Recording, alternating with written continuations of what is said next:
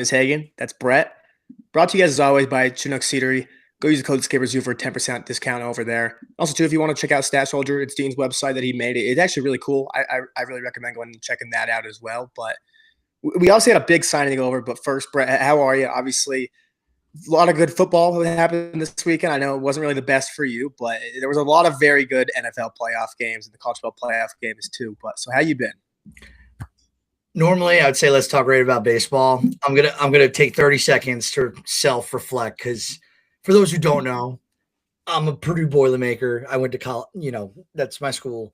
I'm also, as you could tell, I'm a diehard Packers fan. My name is Brett. I was named after Brett Favre. My dad was a giant cheesehead. Not only IU kicking in the teeth of every opponent they played and then followed up with the Packers in that choke job. I've been better, Hagen. And now, with baseball and all these free agents, all I have to look forward to is the Yankees signing someone because I'm all New York teams outside of the Packers. For anyone who's like, he's a freaking front runner. I am all New York Yankees, Rangers, Knicks. Packers are the only team I root for outside. I'm hurting right now, Hagen. I need some good baseball news this week from Cashman and the Yanks. And it doesn't seem like I'm going to get it. It does not seem like I'm going to get it. We'll talk more about that later. But how about you? How was your weekend? Doing good. Obviously, I enjoyed watching some football on some amazing games when my team wasn't having to play in those. But I am a little scared that I have to face Josh Allen this next coming week. But you know what? I'm still confident in the Broncos, so I'm excited for that game. Looking forward. But also too, I'm just kind of just waiting for these moves to happen. Obviously, you get a move like Bregman that happens, and obviously it's been a very slow offseason, so you get a deal like this, and it comes in, and then you're already feeding right and more for. I need the next move. I need the Bellinger. I need the Tucker. I need the Bichette. I need all that. So I'm doing good. I just want some more baseball news going on now. Yeah, absolutely. And why don't you kick us off with the biggest signing over the weekend? Yeah, I also had a huge deal. Obviously, not too big of a surprise, honestly, but a pretty big surprise. I mean, Alex Bregman is going over to the Chicago Cubs on a 5-year, $175 million contract. Great signing for the Cubs. They said they were in on guys, and this is like the first time that they've actually operated like a big market with the money they have. And being the Chicago Cubs, you should be a big market team. You can afford to do that, and I'd love to see them do that too. Obviously, there was some rumors right after of, okay, are you going to move a Nico Horner or a Matt Shaw now because the infield's crowded and there's not one of those guys doesn't have a spot right now, probably Matt Shaw. And you look at it, and it doesn't really make sense, in my opinion, to trade a Matt Shaw who has 5 or 6 years of team control for especially you need those team control players that are cheap. You need those guys in your team, especially a good one like Matt Shaw.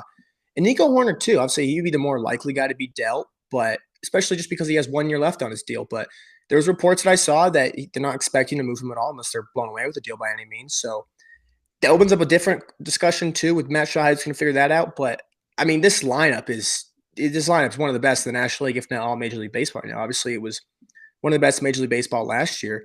I mean, right now the lineup's looking like Michael Busch, Alex Bregman, Ian Happ, Seiya Suzuki, Pete Crow Armstrong, Carson Kelly, Dansby Swanson, Moises Ballesteros, and Nico Horner. I mean, that lineup is very, very good. I mean, if you just go by WRC Plus last year, even including Moises Ballesteros, who only had 66 plate appearances, the worst hitter out of that is Dansby Swanson. That's how good this offense is right now. This offense bangs, and they have pitching staff. Maybe add another bullpen arm, I think, is all they need to do. But this team could win a World Series. I don't think it's crazy to say that. Yeah, I think that Chicago, I was really surprised by this deal. I really thought, even after the Cabrera news, I thought it'd be more on pitching. Where do you think they were going to spend? It seemed like a bet. I've always thought they're going to add another bullpen arm, maybe another high velo guy, just because they've had a lot of good bullpen signings that I've really liked. But they don't really, outside of Palencia right now in that bullpen, they don't really have anyone you can turn to and say, this is our flamethrower in there. They have a lot of guys who throw 90 miles per hour, 92 miles per hour and under. I think you need some more velo in there to help vary the velo difference there. Where you got to get throwing 90 in there and you bring in a guy throwing 98. You can do that more than once throughout a game. So I think you need to add another bullpen arm there. I think the rotation's set, honestly. Obviously, they don't have like top aces by any means, but like you still have very good pitchers. I mean, Matthew Boyd got Cy Young votes last year. You get Edward Cabrera, who could be a 2 or a 3 for you. Justin Steele's going to come back injury from some point. Shota Imanaga, obviously, he's back end guy. Not great last year, but it's him there. But I think the pitching staff is just. I think it's good right now. So I think the bat's probably where I expected them to go. But their offseason to me seems like it's pretty much over. Besides maybe a bullpen piece. Yeah, I have to tend to agree with you. I don't think that the pitching will be great. I don't know what it is. Matthew Boyd, he did get some Cy Young votes last year, and he was an All Star. It was his first time ever being an All Star at age 34. So I don't know. I tend to think pitchers tend to drop. It was by far the most innings that Boyd has thrown since 2019, and he was 6 innings short of his career high in a season. So he threw almost 180 innings this year. And he's had that 2019 season. He almost had a 4 WAR season. So like, I'm not trying to like Matthew Boyd has shown he could do this, and he's a competent pitcher. But when you look at it, you got Jameson Tyon, and this is me stating this without I don't even know the health of Tyon right now. Cade Horn looked good for a rookie. Shodi Managa, he's older as well. He's my age. He's a month older than me. So he'll be 33 by the end of this season, essentially. He'll turn 33 in October. Colin Ray, did he overachieve a little bit? No, he's always been a solid pitcher. Then Javier Assad and Justin Steele, who's like their horse, but he's coming off Tommy John. So it's like there's just a lot of question marks for this team, but like, what can you do? You really either have to move pieces in order to go out and get other starters, which I don't think one, it's really hard to do that. And like, not only shed the pieces you want to move, but then upgrade as well and win a player in a sign off, which Chicago's notoriously cheap for a bigger market team. And I'm proud of them that they spent $35 million a year for the next 5 years on Alex Bregman. Don't get me wrong. I'm not trying to throw shade. I'm going to give credit where credit's due. I just don't think they're going to go out there. They're not going to like move Jameson Tyon or other pitchers to go and try and get a Framber Valdez. That's not going to happen with this team. I'd be shocked to my core if that happened. So I agree with you for all the bullpen issues last year. How many guys closed out a game? I'm sure I would bet no less than at least 5 guys had saves on this Cubs team last year. Maybe even 6, 7. 5, 6, 7. Didn't mean to do that there with the numbers, but yeah, I don't know. I don't know. But I would love they gotta add some bullpen. I think the lineup is stacked. I genuinely shocked. I really thought Boston was gonna get this guy. They hadn't made a move all offseason, Boston. They were putting their marbles all on Alex Bregman, which did you see a number? Did you see a figure that Boston offered? Did that come out? I believe it was $172 million. I know the deferrals were baked in there too. I think they said it ended up being about $2 million less in present value. How much was it? How many years? It Was was it the same five? thing, 5 years. Yeah. That's shocking then. If it was only a $3 million difference. Yeah, I mean that sucks for the Red Sox. I believe I saw a report that said they didn't think another team was going to go out there and give a higher offer, but Didn't his that's kind of wife like a really like negotiation thing. Didn't his You wife think? and him comment earlier in the year that they really like Boston too? Yeah, it seemed like Boston. Like at the beginning of the offseason, I thought Bregman was for sure going back to Boston. Like if I saw that people were talking to him other teams, I was just kind of like brushing it off and saying, I don't really know. I think he wants to be a Red Sox there. Interesting. I do need to do more digging, but the fact of the matter is, Alex Bregman is a Cub. That lineup looks stacked. I'm gonna have to definitely go see a Cubs game this year. And good for Chicago management. They knew they weren't gonna get Kyle Tucker back. They, you know, they were like, all right, toodaloo. We're gonna go get a guy who has a chance at potentially being a Hall of Famer. Actually, I don't know, Bregman. He's 32 with 43 career WAR. No, He does have he's a probably chance. Like if he has a few he's good all years, he definitely has a case. he's at the Hall of very good though right now. It's just he doesn't have the longevity. And like you look at the counting stats, he's a 272 hitter, which is by the way 10 points better than a guy we're going to talk about later with Cody Bellinger. His career average is 261. So Bregman's older. He has a better batting average. He's got 725 career RBIs. He's got less than 1,300 hits. And he's got 209 home runs. I don't think he won't get in. He doesn't have any of the counting stats on top of the WAR to get in. Who knows? They're getting more lenient as we get older with the Hall of Fame. But good for Chicago. Bring us to our next subject because we can go on all day about Bregman. I mean, yeah, we had a big news with Tarek Skubal going. Obviously, he had his arbitration. They put the numbers in. There was the deadline last Friday on that. And it was a pretty big margin. I mean, it made pretty big news, probably the biggest news I've seen for an arbitration case. I mean, Tarek Skubal filed at $32 million for next year's salary in arbitration, and the Tigers filed at $19 million. The $13 million difference between those two is the largest in salary arbitration history in Major League Baseball, and that also would make Tarek Skubal the highest paid arbitration player in MLB history as well. With Juan Soto's 1 year on the Yankees, he made $31 million. Skubal's trying to become the highest arbitration paid player ever. And there's two sides. I think the big thing is everyone's saying this guy's the best pitcher in the world. If not him, it's Paul Skeens. But clear top two pitcher in the world. He deserves $32 million a year. Why are the Tigers doing this so low? I don't think the Tigers are this crazy. I think Tarek Skubal, I think the Tigers should have filed more. But you got to look back at this. David Price is the highest paid pitcher on arbitration history, and he got $19 million. Granted, that was 10 years ago. You can say it was up like that, but arbitration is based on when you come up and how good you are early to get the increases, all that. David Price in year 2 in Major League career already had Cy Young votes. Tarek Skubal didn't have that until about year 4 or 5. So he already had a beginning start in the beginning that had him jump salary early on, which is why he got to that number. I mean, this jump for Skubal would be, I believe, also the largest ever in salary arbitration. I mean, he is asking for a crazy amount of money, and I would assume they kind of meet in the middle somewhere here, around maybe think like $25 million. They want to do that, but I'm just saying the $32 million. It's not like Tarek Skubal's the best pitcher in the world. He's won back-to-back Cy Youngs. He's going to get that. It's not as simple as that. Is what I'm trying to say. Yeah. What I do want to comment on, and like, I know it's not as simple as no, like, oh, he's an arbitration. Other pitchers are extensions, or they were unrestricted free agents when they send their deals. Just so people know, $32 million for next year, what Terry Skubal filed for, would be $4 million less than what Garrett Cole is going to be paid in the year of 2026. I'm a Yankee fan. Garrett Cole's not coming back. My bet is until after the All-Star break, coming off Tommy John. He's older. It's, it's a gap.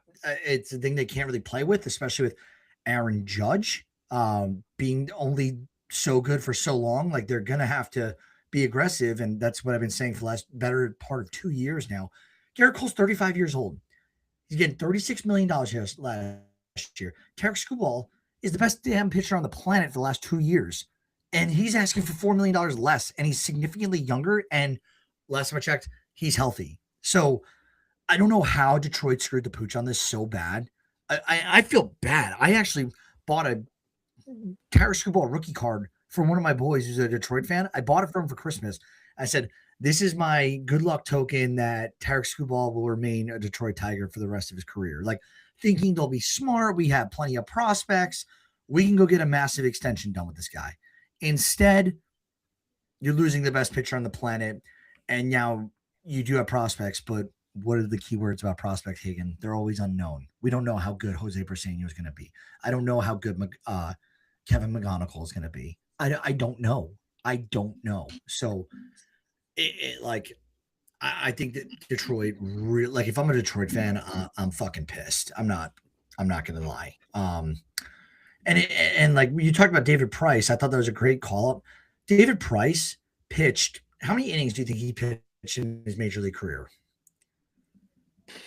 1,200. Dude, you're way off. 2,100. Oh, 2,143 to be exact. So Tarek Skubal has pitched, and I know, again, this is not dollar for dollar value here. Tarek Skubal has pitched less than 800 innings, 766. In those innings, Skubal's got a 308 combo ERA. Price, he's at 332. And that's the guy who had the biggest arbitration extension before this. So, like, do what you want with that information, but I thought that was interesting to call out, like, how good of a pitcher David Price was through almost 2,200 innings of MLB baseball starting for multiple teams, held a 3.3 ERA through all those years. So obviously he was worth it. And like, Skubal is at that point where you can go get an extension done with this guy. I'm really pissed at Detroit for their fans. Like that's Bush League. Like, even the Pirates are trying to keep Skeens in town. What is Detroit doing? I mean, I just don't like. I know Skubal wants to be there from everything that I've seen. Obviously, he just went on his little tour. He went to all the Detroit football games, the hockey game, the basketball games. Like he really wants to be there. From my understanding, he's came out and said that before. He wants to stay there, but there's no indication I've seen from the Tigers that they're going to re-sign him eventually. Even if you keep him this year, there's no indication that I've seen that they want to keep him because I would assume Taylor Sewell will probably take a little bit of a hometown discount, but you're still going to have to get him in the 320 to $350 million range for him to consider that a hometown discount. I mean, and that opens up the trade discussion again too on teams that would be willing to trade for Tarek Skubal. Obviously, it'd be an insane asking price right now. I mean, the Tigers, I think they're probably asking for 15 to 20 years of team controllable players who are solid major league players, which is a shit ton to give up for a team. I mean, that's just something you don't really want to part with, especially if you're not getting a Skubal extended. If you're only getting him for 1 year, you're going to lose that deal every single time. So it opens up that up. So I feel like the Skubal thing with the trade wise, I think a team would have to almost get an extension done beforehand, like kind of like the Crochet thing, where it was like, hey, we'll trade for you, but we need an extension to be done before we agree to do this trade because we can't give all this capital just to have you for a year, then have you walk after a season.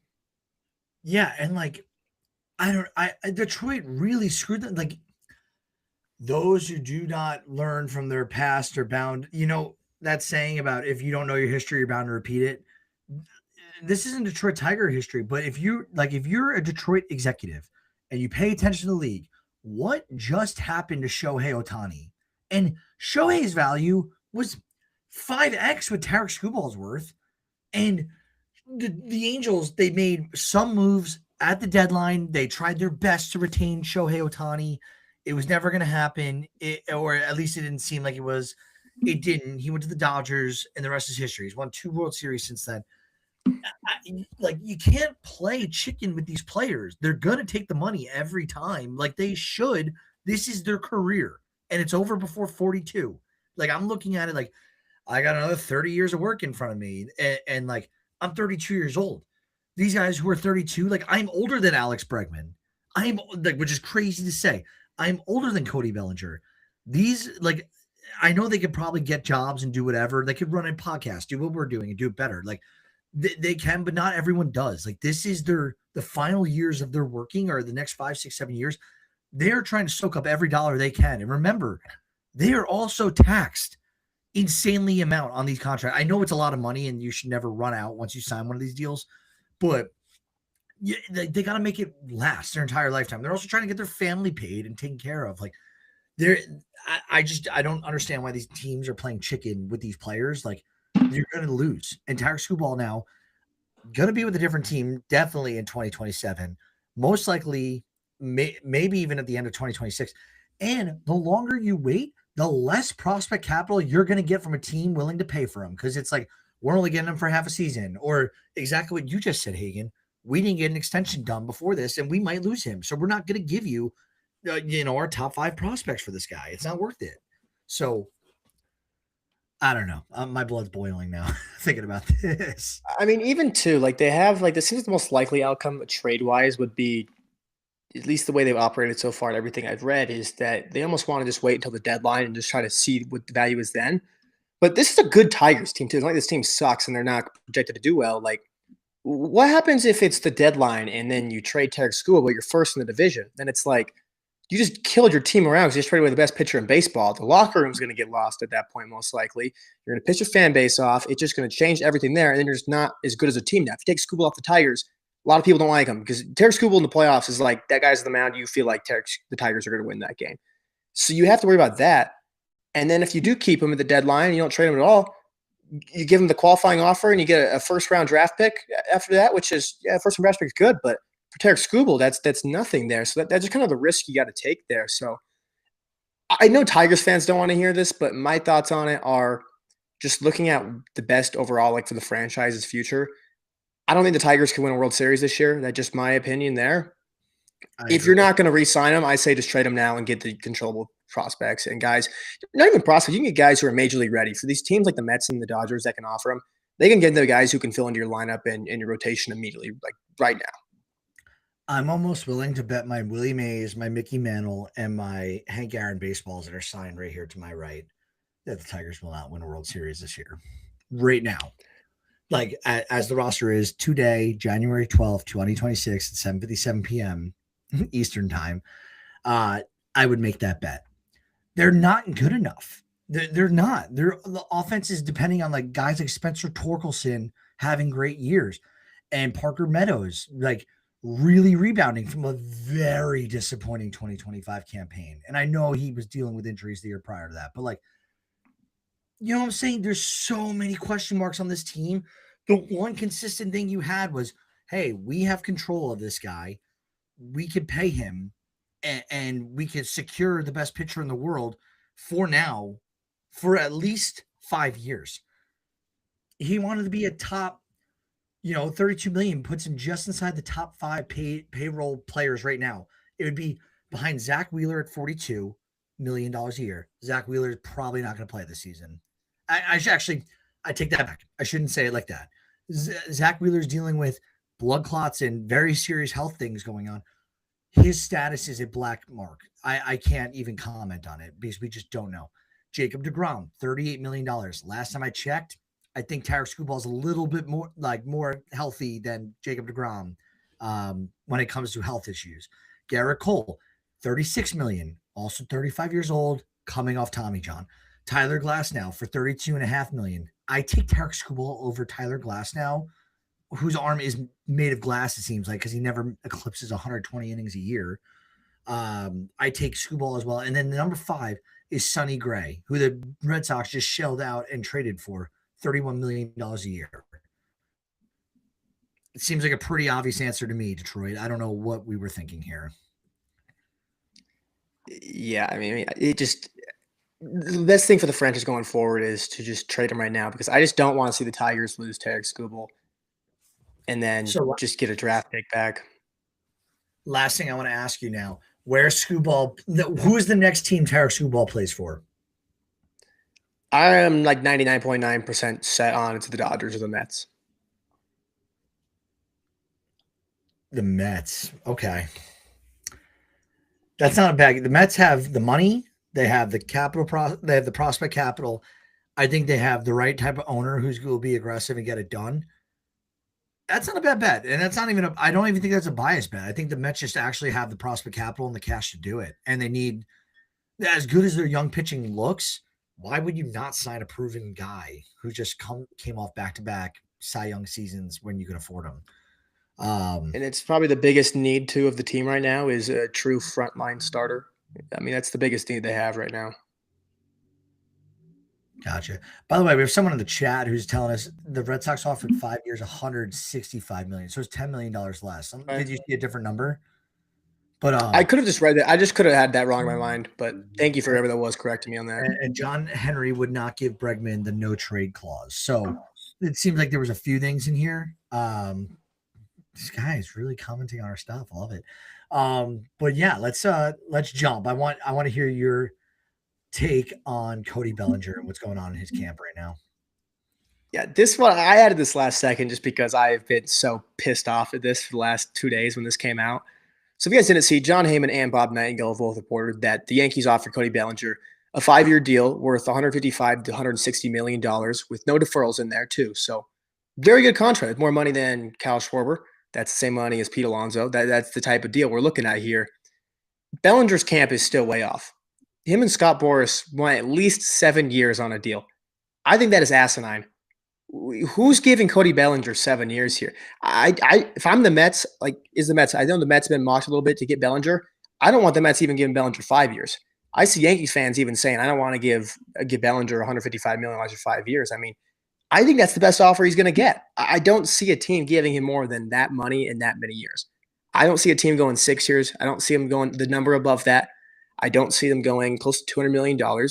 I just think this is crazy what he's asking for right now. I mean, are we going to forget that not last year, the year before that, he was a league average player? He was a 2-win player and a 108 WRC plus. He was an average baseball player 2 years ago. Last year, yes, he was a really good player last year, but we've seen Cody Bellinger's career before. He won the MVP, then he fell off a cliff for 2 years, 3 years. It's not like this. We haven't seen this before with Cody Bellinger. I know he has great versatility. He can play really good defense in multiple spots. He can play the outfield everywhere, go to first base if you need it, which makes an asset valuable in that sense. But who's paying Cody Bellinger $30 million a year for 6 years or the number above that? I don't see that. Dude, he also he turns 31 in the middle of the season. So middle of the dog days of the season, he'll be 31 years old. And again, I just stated he's younger than I. I I I just I don't know. I feel like 31, 7 years. You're gonna be 38 years old when that contract ends. You're gonna be a lot of your payment isn't for the bat. It's for the defensive like positioning in the field in center field for the Yankees. At least it would like, and I'm talking to the Yankee fan. I'm paying you to defend because I can't have my best hitter, arguably the best hitter in baseball, Aaron Judge, playing center field, even though he could do it. We're playing him in right. And we already have a left field deficiency problem with either Jason Dominguez, Trent Grisham will have to play a little left. And then, if Spencer Jones gets called up, like I'm paying you for defense. And defense goes with athletic ability. And when you turn 31, trust me, it starts to come off.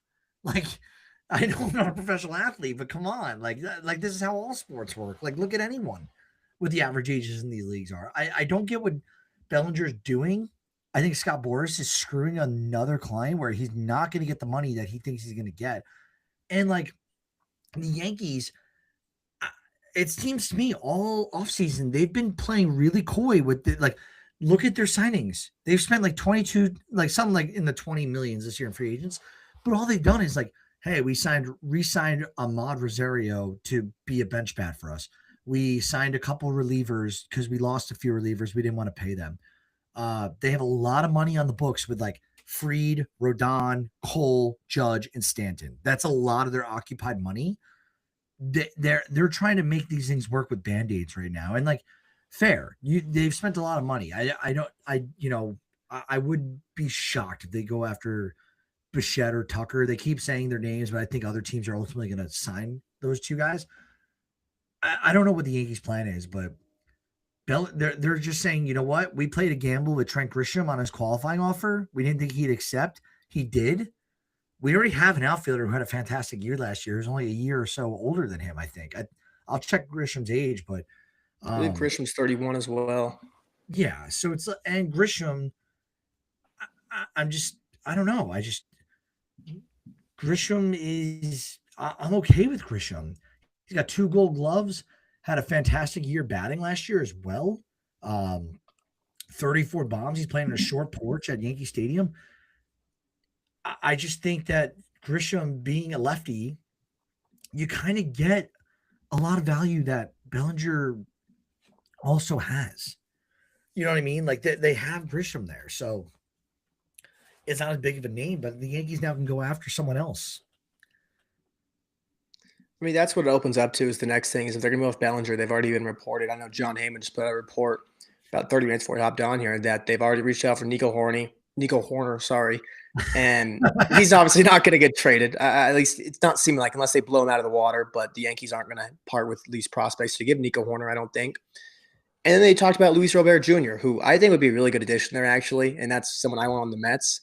So I think that's a good person to be talking to there. Obviously, they're talking to Bo Bichette. They said they're trying to get on Kyle Tucker. That's not very likely on that one, though. But they're definitely going to make a move. I know, like the Bellinger thing, Yankee fans are kind of like, we need this guy. Somebody's going to come back to the offseason.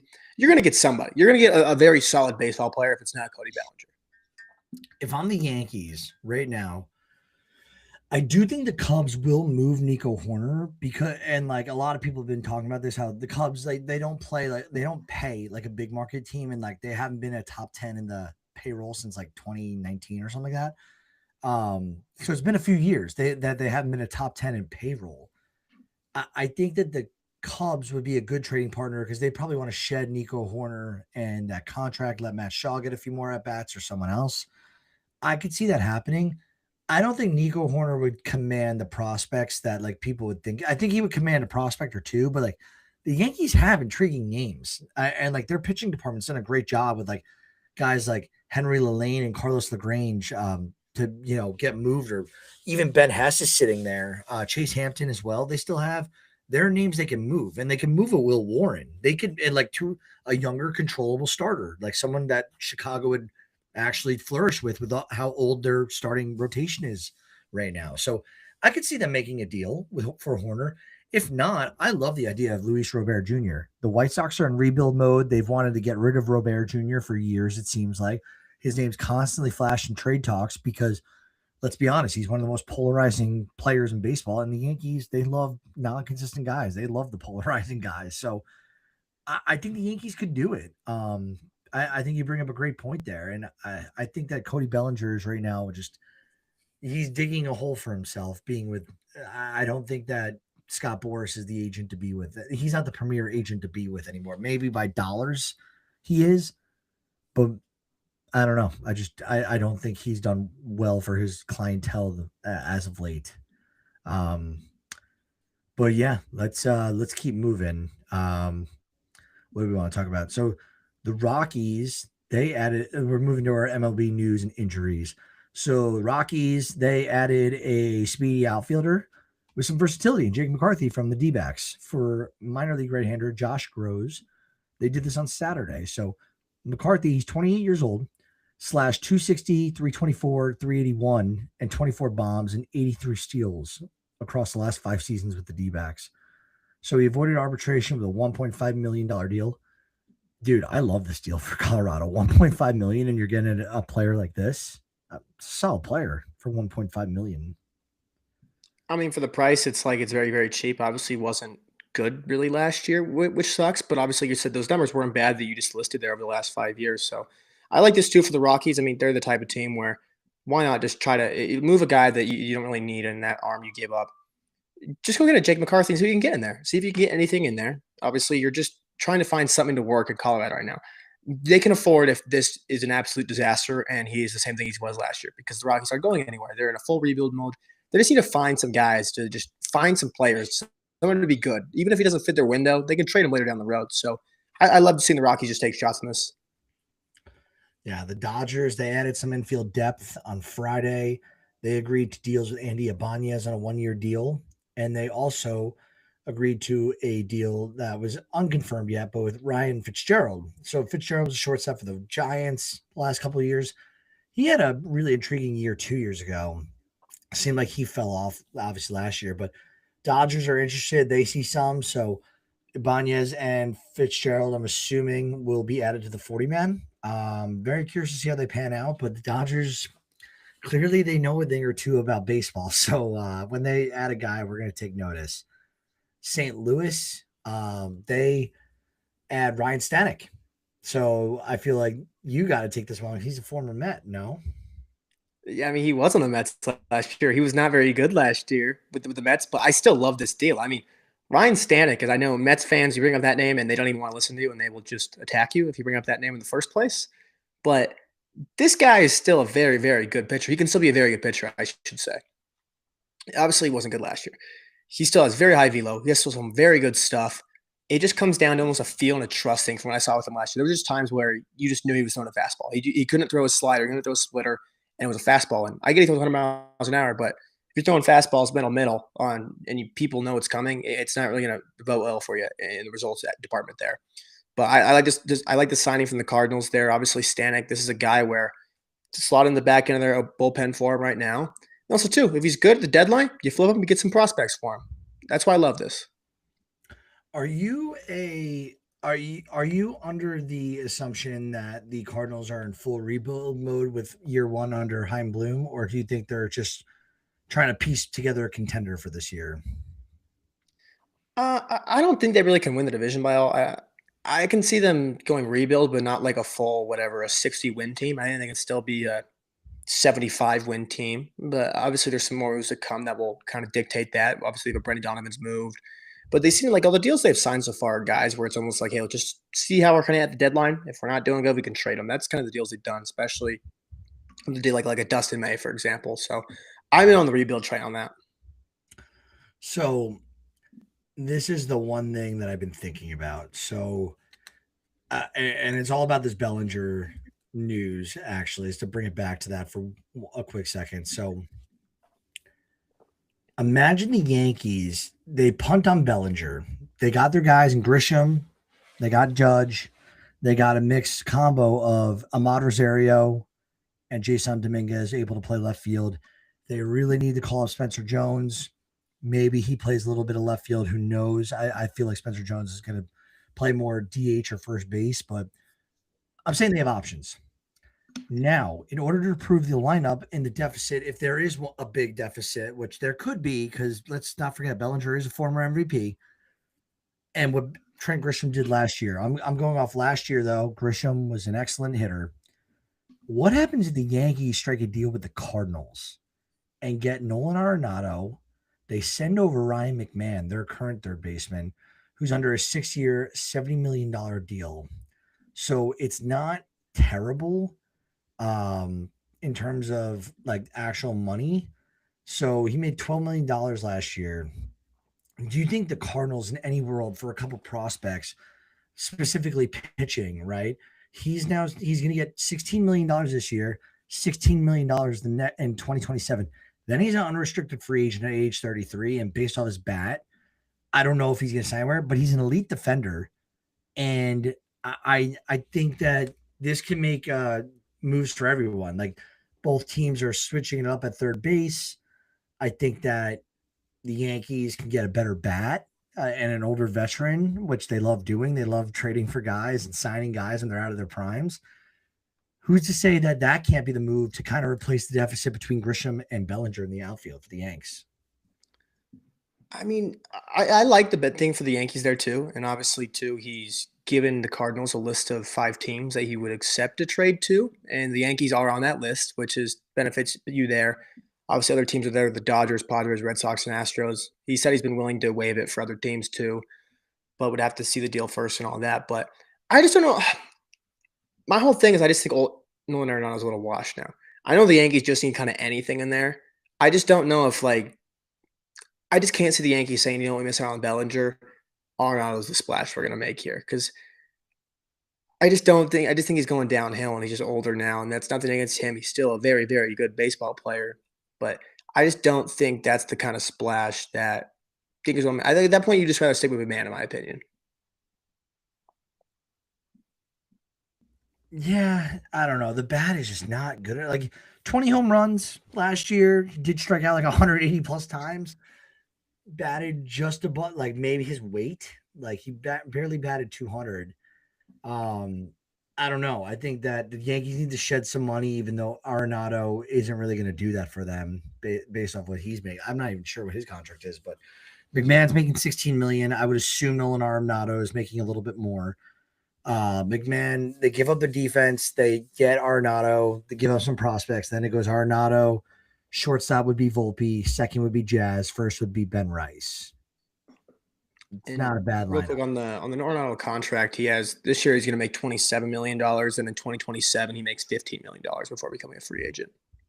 So it helps the Cardinals if anything because it's shedding some of their payroll. Like they're like not a lot, but they're getting a decent third baseman back, and they'd be getting some prospects for the building of the Cardinals because like Heim Bloom's not going to be there for a year. He's going to be there for a little bit. So And Heim Bloom too is also like during the winter meetings he came on OB Network and he's basically said that he doesn't expect that Nolan Arenado is going to be on the roster on opening day. Obviously, he kind of had his farewell at the end of last season. I said obviously things have to happen first, but he pretty much came out and said he's not going to be on the Cardinals next year, so he's going to go somewhere. why not New York? Sorry for sidetracking us there. Let's keep moving though. Let's talk about the Atlanta Braves. So, they little interesting story for those who don't know who Tyler Kinley is. He's a reliever. The Braves declined a $5.5 million option on him back in November, and it proved to be a very good financial decision because Kinley signed with the Braves on Saturday, where he agreed to a 1-year, $4.25 million deal, saving the Braves about $1.25 million after just waiting for 2 months. So he looks like he's going to be back where he's comfortable. I thought it was just an interesting move after declining and then re-signing. But we just talked about the Yankees a lot, so I'll make this quick. Jazz gets $10.2 million. Yankees avoid arbitration with him. The Yankees also added another bullpen arm, Caleb Ort, from the off waivers from the Astros. So Ort's 33 years old. He made 49 appearances for Houston last year. He one save, 4.89 ERA. He went 2-2.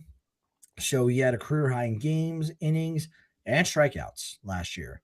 What do you think of this? Do you think that this, where are you on the Yankees bullpen? Actually, I'm curious for you because your team keeps getting Yankees as the Yankees are replacing them. So, do you think the moves that the Yankees have made in the bullpen this year and last year? Because, like, remember, we got Camilo Duvall at the end of the year. We didn't see Camilo Duvall like perform the way we expected him.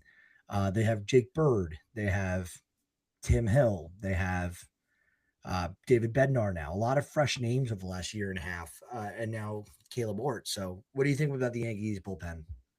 I actually really like the Yankees bullpen right now. I think they do need to add at least somebody in there. Obviously, you have Bednar, Camilo Doval, who I'm big on a bounce back this year. Fernando Cruz is a good high leverage guy too, and you have Tim Hill right now was that lefty.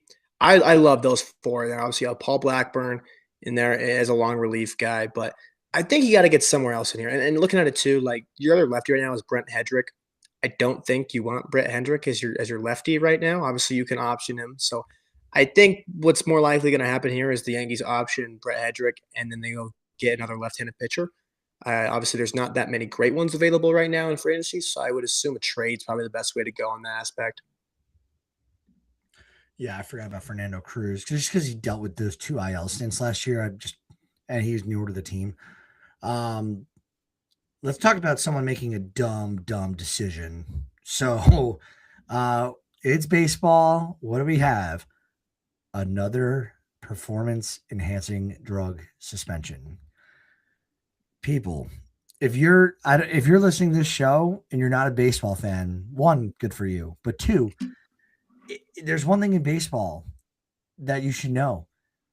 MLB, the commissioner, the commissioner's office, the administration, teams, management, the one outside of gambling on the sport, the one thing that everyone gives a shit about is taking performance enhancing drugs.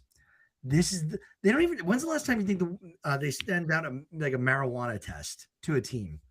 When's the last time you heard of a player failing a weed exam, Hagen?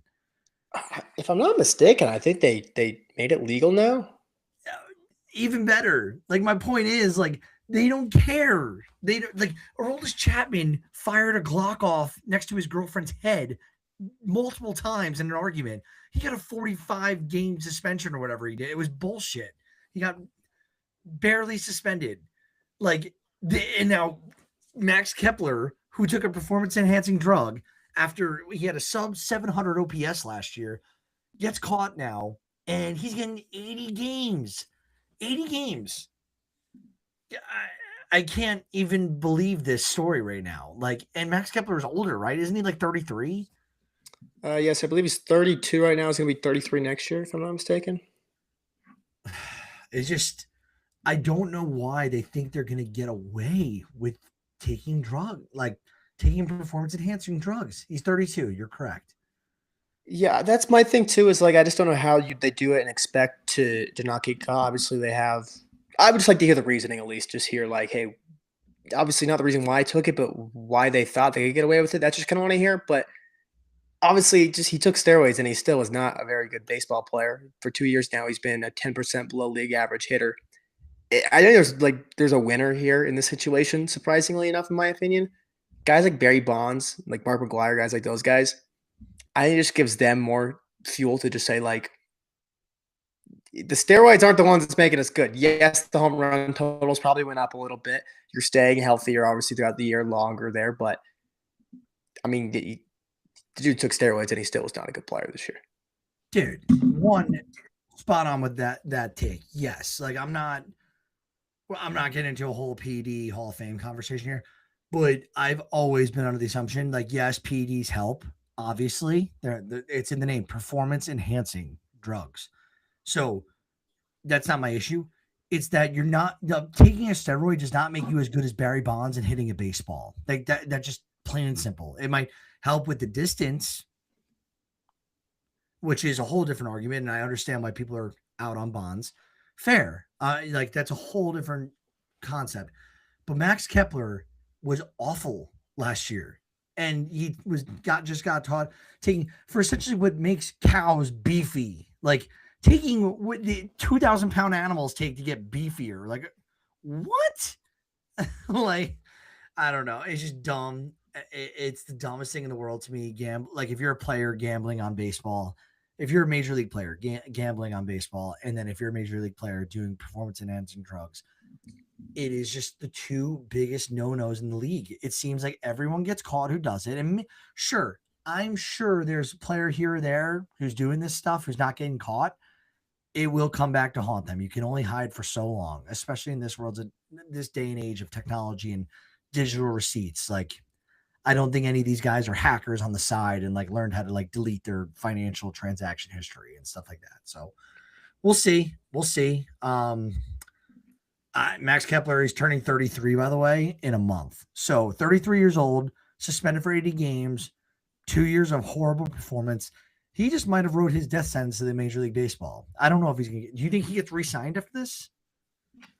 I mean, I thought he was going to get a contract, but it was obviously either going to be a minor league one or a very cheap deal in the major leagues. But I think his free agency is probably done now. You might have to wait until next offseason. I don't really know here, but it's either way. He screwed himself in the free agent market, especially after coming back off of 2 bad years. Absolutely. Oh my goodness. By the way, we're at 46 minutes. Didn't even feel like it's been this long. And we said we are going to go for 30 tonight. Real quick, MLB teams canceled the FanDuel Sports Network contracts. 9 MLB teams televised by FanDuel Sports Network have terminated their contracts with FanDuel SM and the struggling parent company, Main Street Sports Group. 2 people briefed on the contracts told this is all according to The Athletic. It does not preclude those teams from returning on renegotiated agreements. For any of those, I don't know. I just use YouTube TV and MLB Network, so I don't know if this really affects me or not, but interested to see what happens there. And last take. So MLB free agency began on November 6, 2025. Every team has signed at least one player to a contract since, except the Boston Red Sox. They were waiting on Bregman. Now they're looking at Freddie Peralta and Bo Bichette. What do we think? Who do you think the first player the offseason the Red Sox are going to sign is? Probably some bullpen arm. I mean, it seems like they're probably going to trade for a bat that they're looking for right now. So I would assume a bullpen arm is what I would assume there. That's so sad going from like, hey, we might get it Tucker. Hey, we're going after Bregman. No, we're going to sign X from whatever. But I think you're right. I think that they're being patient. Their prospects look really good. Like Roman Anthony looks like he's going to be a dog for years to come. So maybe they don't. Maybe they just, figure or move Jaron Durand finally. They've been talking about that for a while now. That could be their move, but I will say too on the Red Sox case. Obviously, you want to see them at least have some major league signings in here, mixed in there. But we can't ignore the fact they did trade for Sonny Gray to put at the top of the rotation right there, and you also did get a Wilson Contreras too to boost the lineup there a bit too. So they have been making moves. It's just not free agent moves. Yeah. You have anything else you want to comment before I exit us out of here? Please, people, stop saying that Framber Valdez is going to be a Met. It's not happening. Please don't you wish that evil on me, Ricky Bobby. No, awesome stuff. Thank you for listening. Go check out the website for some merch and our latest blogs. Outside of that, keep listening, like our stuff, and if you feel we've been doing a good job blog wise and or podcast wise, subscribe. I think it's $5 a month. We have no ads in our stuff, people. This helps us do our thing, spend some time on this and justify it for all the time we put into this. So thank you again. Skipper's View team is out.